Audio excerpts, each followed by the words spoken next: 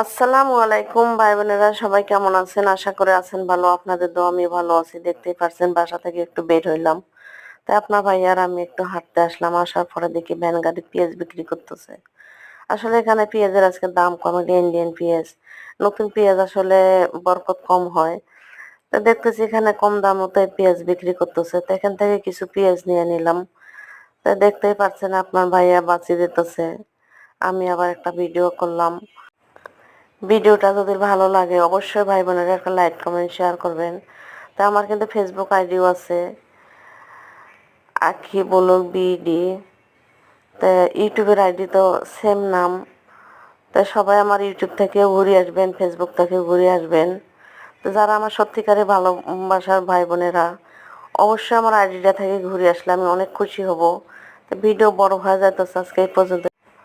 আল্লাহ